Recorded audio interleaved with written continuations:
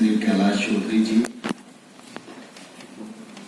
कृषि सचिव आदरणीय श्री मनोज आहूजा जी, डेयर सचिव आदरणीय डॉक्टर महापात्रा जी, आदरणीय स्वाई साहब, आदरणीय संजीव जी, आदरणीय शोभिता जी, इस कार्यक्रम में यहाँ पर उपस्थित और वर्चुअल रूप से इस कार्यक्रम से जुड़े हुए सभी केंद्र सरकार, राज्य सरकार के अधिकारीगण, कृषि विश्वविद्यालय, कृषि विज्ञान केंद्र और सभी संस्थानों में कार्यरत वैज्ञानिक, किसान भाइयों बहनों और मीडिया के मित्रों, आप सबके ध्यान में है कि यह वर्ष हमारी स्वतंत्रता का 75वां वर्ष है और इसलिए इस वर्ष को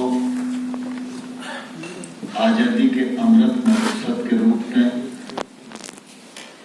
सारे देश में कार्यक्रमों के माध्यम से मनाया जा रहा है। उसी परिप्रेक्ष्य में कृषि और संबद्ध क्षेत्र के मंत्रालयों का समूह विभिन्न कार्यक्रमों की आयोजना कर रहा है, उन्हें संपन्न करने का प्रयास कर रहा है। पिछले दिनों पूरे देश में कृषि मेलों का आयोजन हुआ, फसल बीमा पाठशाला का आयोजन हुआ और आज नई टेक्नोलॉजी किसान तक पहुंचे। इस दृष्टि से ड्रोन के उपयोग पर यह देशव्यापी विचार विमर्श हो रहा है। इस विमर्श के दौरान आगे के 2 सत्रों में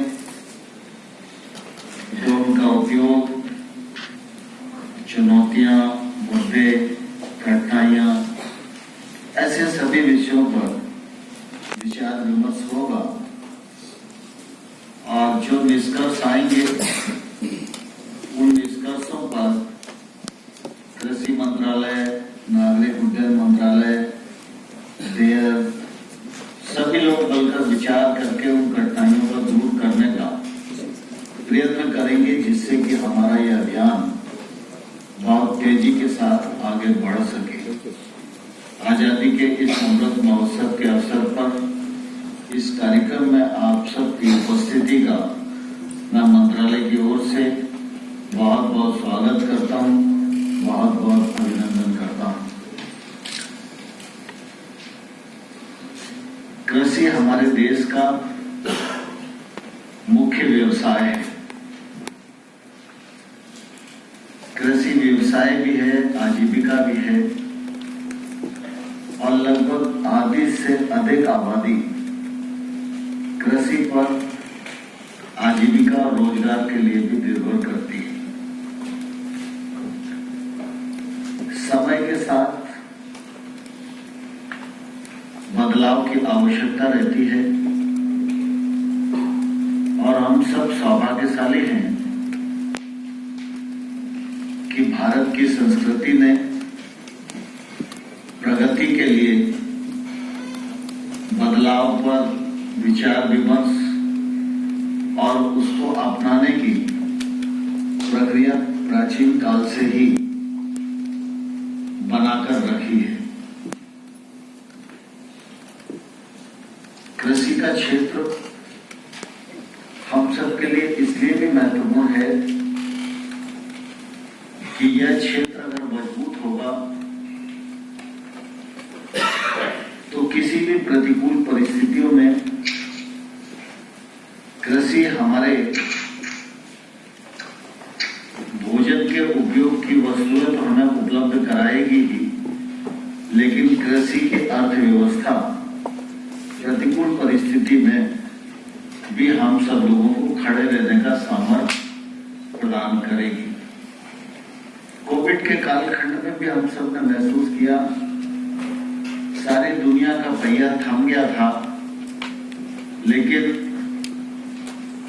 प्रधानमंत्री नरेंद्र मोदी जी की दूरदर्शिता, कृषि मंत्रालय की नीतियां, किसानों का परिश्रम, राज्य सरकारों के प्रयत्न, सबने मिलकर कृषि के क्षेत्र में काम को रुकने नहीं दिया और हम सब ने देखा कि पहले से अधिक बम्पर पैदावार भी हुई और उसी कालखंड में किसानों ने अगली फसल की बुआई के लिए गत वर्ष से अधिक रकबा निश्चित किया।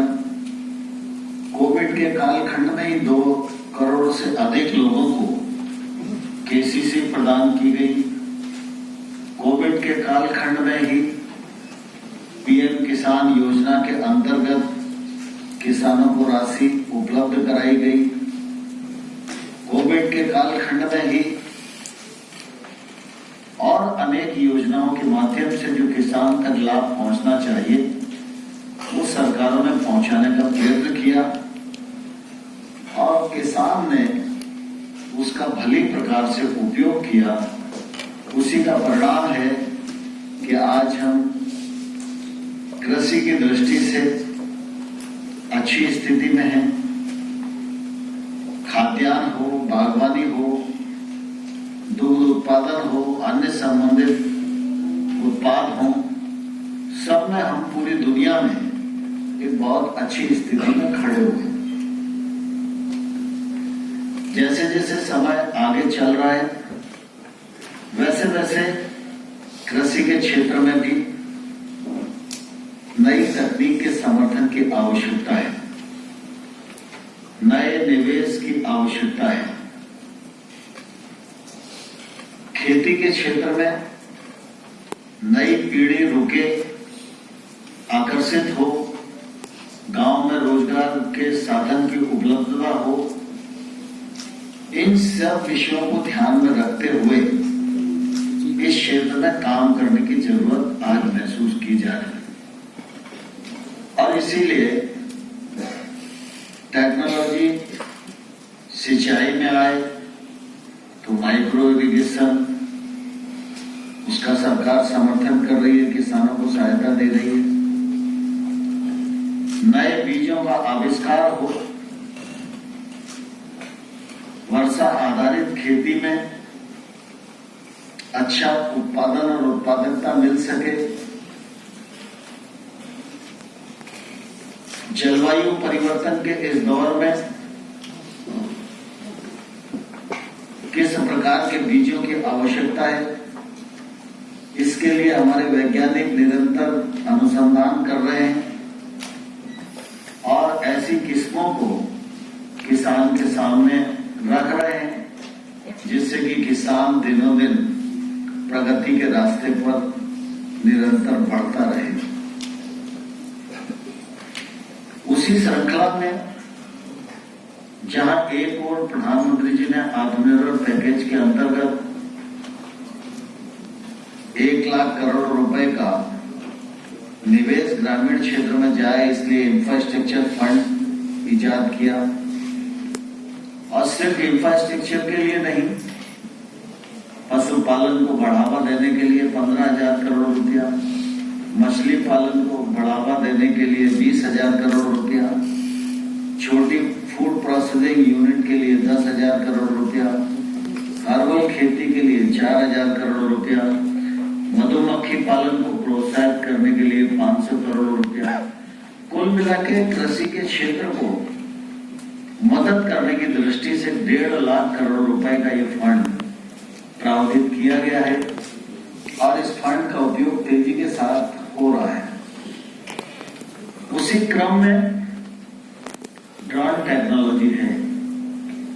कैलाश जी ने बताया, जब बेटी का आक्रमण हुआ था उस समय बहुत प्रतिकूलता थी, चिंता थी, ड्रोन का उपयोग कैसे करें, ड्रोन की उपलब्धता कैसे हो, ड्रोन छिड़काव कर सके, इतनी ऊंचाई पर जाकर हमारे उद्देश्य को प्राप्त कर सके, इसके लिए ड्रोन की उपलब्धता है कि नहीं। लेकिन उस समय प्रधानमंत्री जी के मार्गदर्शन में सभी आवश्यक सहूलियतें प्रदान की गई और ड्रोन का उपयोग किया गया। उसमें सरकार को सफलता भी मिली और हम बड़े रकबे को बचाने में सफल हुए और कारगर उपाय ड्रोन टेक्नोलॉजी के माध्यम से हुआ।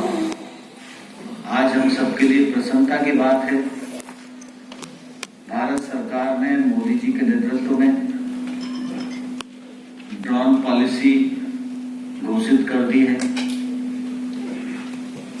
कृषि के क्षेत्र में ड्रोन का उपयोग कैसे हो, किस सीमा तक हो, क्या पथ्य परहेज बरते जाएं, इसके लिए मंत्रालय ने भी अपना एसओपी जारी कर दिया है। इसका अधिकाधिक प्रयोग हो, अधिक से अधिक किसान जुड़े, रोजगार के अवसरों का सृजन हो, मानव स्वास्थ्य की रक्षा हो, पेस्टिसाइड, उर्वरक, बाकी सब चीजों की बचत हो सके। इस दृष्टि से कृषि मंत्रालय में ड्रोन को बढ़ावा देने के लिए योजना बनी है। आज हम पूरे देश के कृषि विश्वविद्यालय हों, कृषि विज्ञान केंद्र हों, कृषि से संबंधित संस्थान हों, राज्य सरकार के संस्थान हों, जो इसके प्रचार प्रसार प्रशिक्षण की दृष्टि से ड्रोन का उपयोग करना चाहते हैं, उनको भारत सरकार 100% ड्रोन के लिए सहायता देने के लिए तैयार है। इसी प्रकार से अनुसूचित जाति के भाई बहन हों, किसान हों, जनजाति के हों, लघु हों, सीमांत हों, महिला किसान हों, पूर्वोत्तर राज्यों के किसान हों, इन सबको 50% और अधिकतम 5 लाख रुपए तक की सहायता देने का निर्णय कृषि मंत्रालय ने किया है। कृषि स्नातक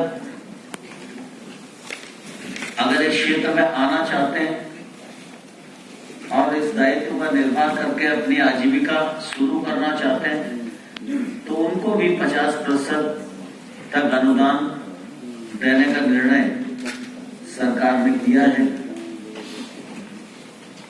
एफपीओ भी एक बड़ा समूह पूरे देश में बन रहा है। 10,000 एफपीओ नए बनाए जा रहे हैं, कुछ एफपीओ पहले से काम कर रहे हैं। एफपीओ अगर ड्रोन खरीदना चाहते हैं तो उनको 75% अनुदान देने का सरकार का निर्णय है। आज इस कार्यशाला में कृषि के क्षेत्र में भिन्न भिन्न प्रकार से योगदान करने वाले महानुभाव हैं। मैं आप सब लोगों को यह अनुरोध करना चाहता हूं कि वर्तमान परिस्थितियों में इस विधा को आगे बढ़ाने के लिए किसान इसका ज्यादा से ज्यादा उपयोग कर सके, इसका प्रचार प्रसार हो, मानव श्रम की बचत हो, अर्थ की बचत हो, तकनीक आगे बढ़े। इस दृष्टि से आप सबका जो योगदान अपेक्षित है, आप उस योगदान को करेंगे तो वो देश की निश्चित रूप से बड़ी सेवा होगी। ड्रोन का उपयोग सिर्फ पेस्टिसाइड के छिड़काव तक नहीं, उर्वरकों का भी छिड़काव ड्रोन के माध्यम से हो सकता है। फसल का आकलन हम आज पूरे देश में अनुभव करते हैं कि उसे करने में काफी कठिनाइयों का सामना करना पड़ता है। ड्रोन का उपयोग उस दृष्टि से भी राज्य सरकारें कर सकती हैं और आने वाले कल में करेगी ही। जो लोग ड्रोन के क्षेत्र में काम करेंगे उनको राज्य सरकारों की तरफ से इस्तेमाल किया जाएगा। कई बार प्राकृतिक प्रकोप आता है, फसल के नुकसान का आकलन करना होता है, तो अभी स्वाभाविक रूप से पटवारी ही जाता है। और पटवारी भी तब जाता है जब स्थिति सामान्य हो जाती है। आकलन में देरी भी होती है। और जब मानव के विवेक पर कोई चीज छूटी हुई होती है तो मैं नहीं कहता कि वो जानबूझकर करते होंगे, लेकिन गलती भी हो जाती है। उसके कारण कई किसानों को शिकायत भी रहती है। इस प्रकार के नुकसान के आकलन के लिए भी जब ब्लॉक ब्लॉक में ये ड्रोन उपलब्ध होंगे तो आकलन सही समय पर और ठीक प्रकार से हो सकेगा, जिससे कि किसानों को जो उनके नुकसान की भरपाई सरकार करना चाहती है, इंश्योरेंस कंपनी करना चाहती है, आरबीसी के माध्यम से राज्य सरकारें उनको मदद करना चाहती है, तो उनका हित लाभ उनको ठीक प्रकार से मिल सकेगा। तो ड्रोन का उपयोग बहुआयामी है, इसलिए इसको हमें आगे निश्चित रूप से बढ़ाना चाहिए। यहाँ डॉक्टर महापात्रा जी भी बैठे हैं, आहूजा जी भी बैठे हैं। मैं उनसे आग्रह करना चाहूंगा कि कुल मिला के रजिस्ट्रेशन की प्रक्रिया हम लोग जल्दी पूरी करवा लें और उसके लिए मंत्रालय से बातचीत करने की आवश्यकता है, वो भी करें। और प्रथमतः एग्रीकल्चर यूनिवर्सिटीज के बीके राज्य सरकार और केंद्र सरकार के जितने संस्थान हैं, एक समय सीमा निर्धारित करके इस ड्रोन टेक्नोलॉजी का प्रचार प्रसार के लिए ड्रोन उनके पास पहुंच जाए। और फिर इफ्को जैसी संस्थाएं, हमारे राम गोपाल जी यहाँ बैठे हुए हैं, ये सब लोग भी इस दिशा में काम कर रहे हैं। इनके सबके सम्मिलित प्रयत्न से हम लक्ष्य की ओर बढ़ें, ऐसा मुझे लगता है। मैं इस अवसर पर इस सफल कार्यशाला के लिए आपको बहुत शुभकामनाएं देता हूं और आश्वस्त करना चाहता हूं कि जो मुद्दे आप उठाएंगे उन मुद्दों पर विचार करके मंत्रालय निराकरण करने का सद प्रयत्न करेगा। बहुत बहुत धन्यवाद।